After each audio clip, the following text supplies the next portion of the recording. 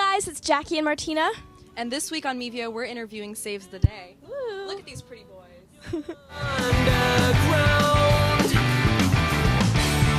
you're 2 floors down, getting high in the back room.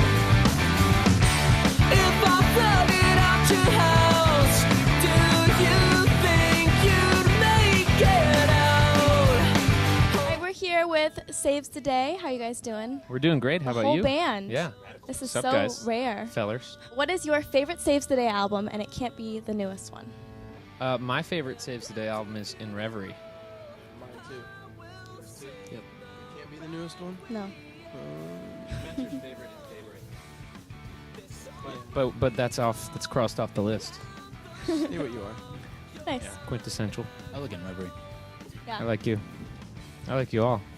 So your last album came out in 2007, Under the Board. So why did you guys decide to wait 3 years to release another album? Well, the next year, 2008, after we finished touring on Under the Boards, David Soloway, our old guitar player, decided that he didn't want to be with the group and do so much touring. So we were very fortunate to find Arun shortly thereafter. He was friends with Daraja, our former drummer.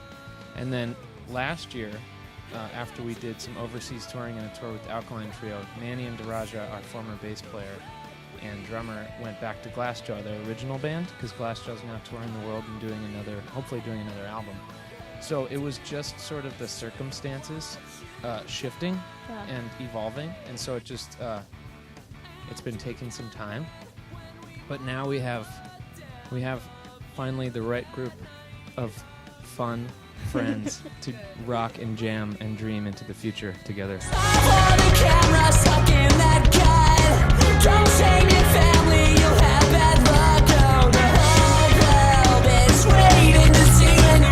us about the 3-part concept you guys are doing with the last 2 and then the next album. Right, so Sound the Alarm and Under the Boards were the first 2 parts of a trilogy, and it's basically about having a damaged relationship with the world and being highly cynical and bitter, but the process of coming back to life from that and re-engaging with the world and learning to love and accept. And so it's really a positive story, even though it seemed bleak with the first 2 albums. It was just getting through the darkness. Into the light. Into the light. If you could collaborate with any rapper, who would it be? Snap. The Roots. Can we pick a whole band? Yeah. I'm gonna say the Roots. I'm gonna say Kanye, because you're gonna get a shitload of press out of that one. Yeah, it's true. I'll say Tupac because he's still alive somewhere. I know you're out there, bro. I will say Mos Def. I like him.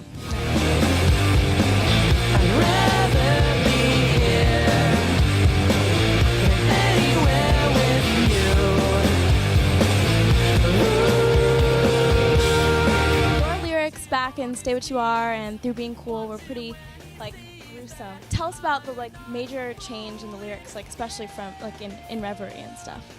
Oh, yeah. I guess I'm always just kind of writing about whatever's going on in my heart. Sometimes it's more painful than other times. So if the lyrics are more gruesome, it's just me trying to wrestle with something.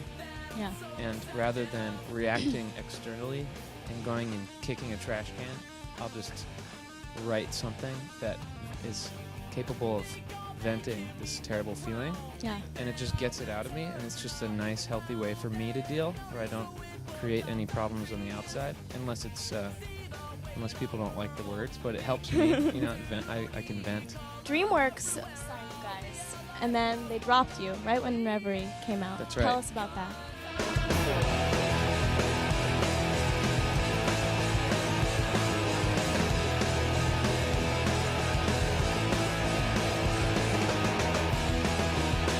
We were on Vagrant Records, and we made In Reverie, and it was finished, and major labels started to hear that it was Saves the Day made some cool record, and so they all were coming around and knocking at the door to hear our new album, and they all wanted to everybody that came to listen to it wanted to work with us, and so DreamWorks wound up buying the album from Vagrant. Unfortunately, a month after the album came out, David Geffen sold the label to Interscope.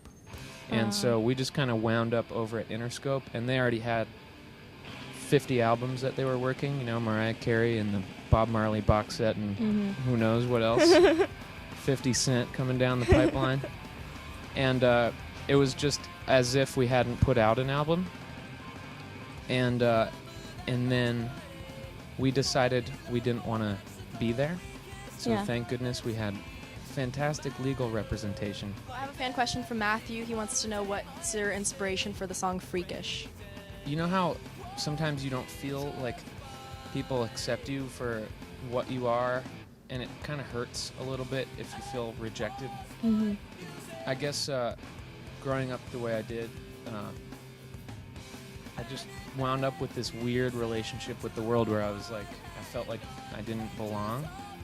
And that song is basically expressing that, feeling like, why can't we all get along? It's like my expression of longing for communion. Yeah. So you have a side project with Dave Soloway called Two Tongues. That's right, yeah. So tell us about that. That's fun. Max Bemis from Say Anything and I are good buddies, and we both respect each other's music. And Max had the idea to do an album together where we collaborate 50-50, write the songs together, and it wound up being really, really fun. And we recorded it really quickly, and hopefully we're going to get to do some more of that too. Nice. 'Cause people seem to like it. Yeah. Who are each of your celebrity crushes? Oh, snap. My celebrity crush would have to be Stephen Colbert. Iggy Pop. Yeah.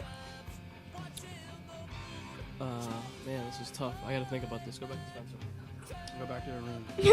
Guys, don't you guys have like posters of some girls in your tour bus somewhere? I like that Party in the USA song, and so I'm in love with that song. I'm in love with that song. Okay. I thought that chick in Zombieland was really cute. I don't know what her name is.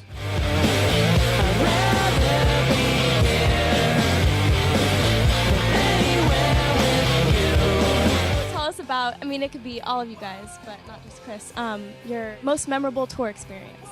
On this tour, there was a rowdy show in Houston, and it was awesome. It was like ridiculous, just like punk rock and no barricade. People are coming up on stage and like, woo, I'm on stage, and then diving. And some kid makes it on stage during New Found Glory's set, and instead of being like, woo, I'm diving, he's like, punch. And this is during like All Downhill From Here or whatever, and Jordan goes down. Oh no. And like we're watching the show, we're like, what happened? And like kind of word starts to spread, like Jordan just got, some kid just punched Jordan in the balls.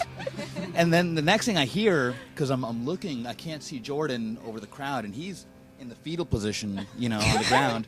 Trying to sing. Well, and he just starts going, I got punched in the dick. I got And then there's a break. punched in the dick. There's a break in the song where the band stops, and he just goes, I got punched in the dick. I hope nothing. I guess that's what bear kids are for then, right?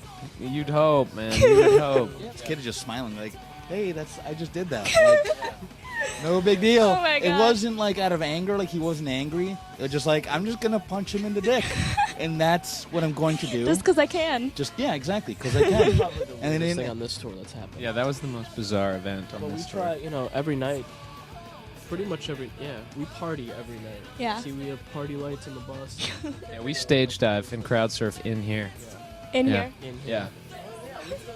Yeah. We had a day off in Cleveland, and New Found Glory, they all came up here, and we went and got grilled cheese, and then drove the bus around the city, and crowd surfed each other, like through the bus while Party in the USA was playing.